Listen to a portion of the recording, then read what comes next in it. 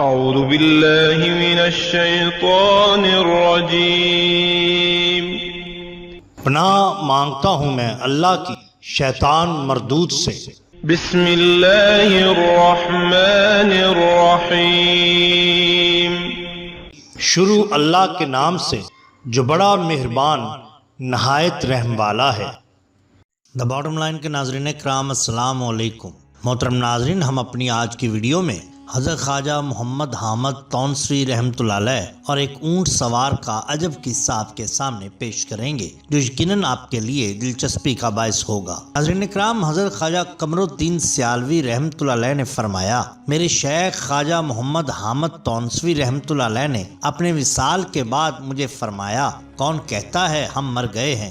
ہم تو زندہ ہیں، ہمیں مردہ کہنے والا خود مردہ ہے۔ فرمایا، آپ نوجوانی کے عالم میں تھے کہ مولانا عبدالحق خیر آبادی تونسا شریف حاضر ہوئے۔ انہوں نے پوچھا، صاحبزادے کیا پڑھتے ہو؟ فرمایا، حدیث پاک پڑھتا ہوں۔ مولانا نے کہا، معقول بھی پڑھتے ہو؟ فرمایا، میں حدیث پاک معقول سمجھ کر پڑھتا ہوں۔ آپ کا یہ فرمانا تھا کہ مولانا کانپ گئے اور خوف طاری ہو گیا کہ حدیث پاک کے بالمقابل معقول کے الفاظ میں نے استعمال کیے ہیں، حالانکہ حدیث پاک جامع ہے، معقول تو ایک جز حدیث کا ہے۔ نیز اعتراف کیا کہ ایسا جامع جواب میں نے کبھی نہیں سنا تھا۔ آپ نے فرمایا، مولانا اس لیے کانپ گئے تھے کہ معقول کوئی مستقل فن نہیں، اگر حدیث پاک کو اچھے انداز سے بیان کیا جائے تو یہ معقول ہے۔ مولانا کہنے لگے، شیروں کے بیٹے بھی شیر ہوتے ہیں۔ فرمایا، میرے شیخ نے مجھے فرمایا تھا کہ تم کسی کو نہ چھیڑنا، جو تجھے چھیڑے گا میں جو ہوں دیکھا جائے گا، اور اپنے سینے پر ہاتھ مارا تھا۔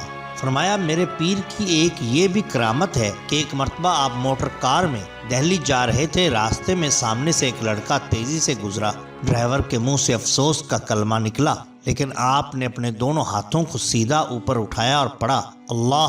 لوگوں نے دیکھا کہ موٹر کار آدمی کے قد کے برابر زمین سے اوپر اٹھ گئی اور لڑکا صحیح سالم نیچے سے گزر گیا۔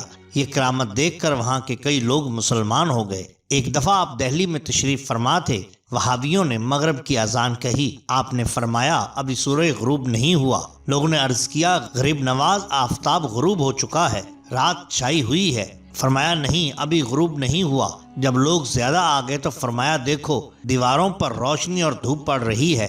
چنانچہ دیکھنے سے تمام کو یقین ہو گیا۔ نجری لوگ قدموں میں گر گئے اور تسلیم کیا کہ ہم پہلے بھی اپنی مغرب کی نماز قبل از وقت پڑھ کر ضائع کرتے رہے ہیں اور توبہ طائب ہو گئے۔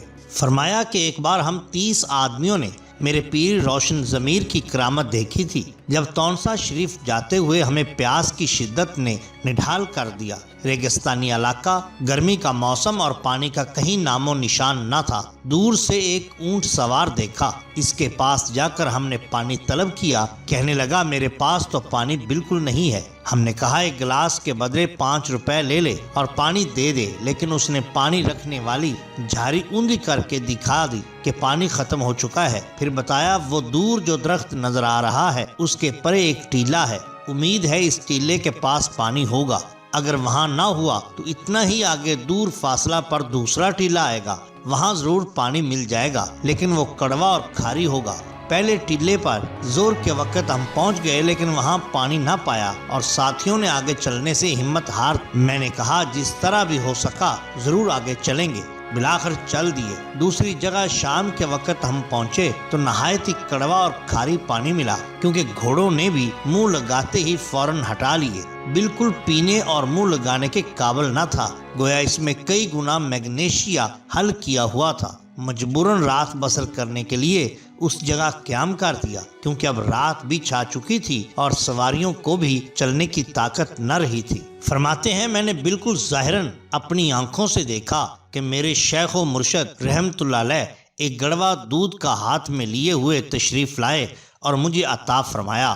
ساتھ ہی فرمایا، مجھے خیال آیا ہے کہ مولوی صاحب دودھ کے دل دادا ہیں، جا کر پلاؤں۔ تھوڑی دیر بعد آپ غائب ہو گئے۔ بعد میں کسی ساتھی نے ہاتھ دھونے کے لیے وہ پانی استعمال کیا اور خیال تھا کہ اپنی چادریں بھگو کر اوڑھ لیں گے، رات بسر ہو جائے گی۔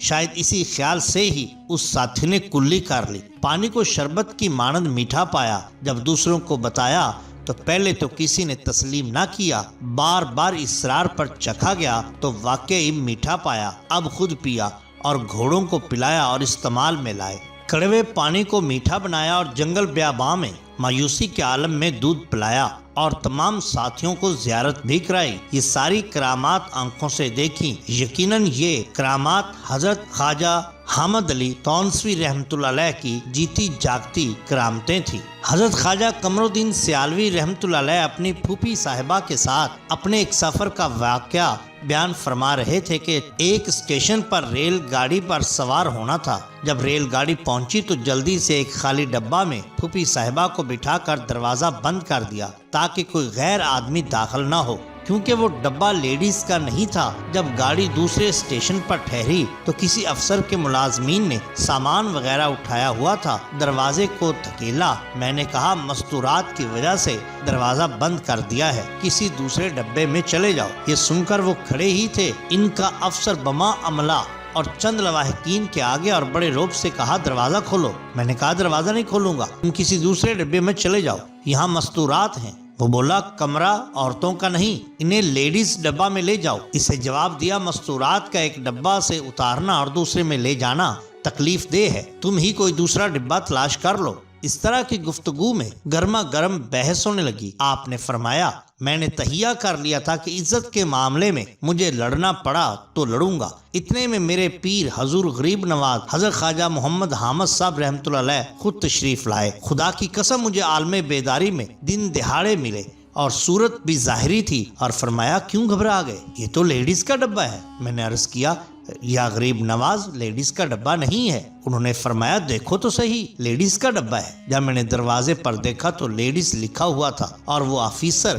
بما ساتھیوں کے پیچھے کو ہٹنے لگے اور انہوں نے منہ کی کھائی اور ناکام واپس چلے گئے۔ یہ واقعہ جناب خواجہ محمد حامد صاحب رحمۃ اللہ علیہ کی وفات کے بعد کا ہے۔ ناظرین کرام، یہ شان ہوتی ہے اولیاء اللہ کی۔ اگر آپ کو ہماری یہ ویڈیو پسند آئی ہو تو لائک کیجئے، سبسکرائب کیجئے ہمارے چینل دا باٹم لائن کو، تاکہ ہم آپ کے لیے اور بھی بہترین ویڈیوز لا سکیں۔ اپنے دوستوں کا، گرد و نواح کے لوگوں کا بہت خیال رکھیے۔ اللہ اور اللہ کے رسول صلی اللہ علیہ وسلم سے بے حد محبت کیجئے۔ آپ کا بہت شکریہ۔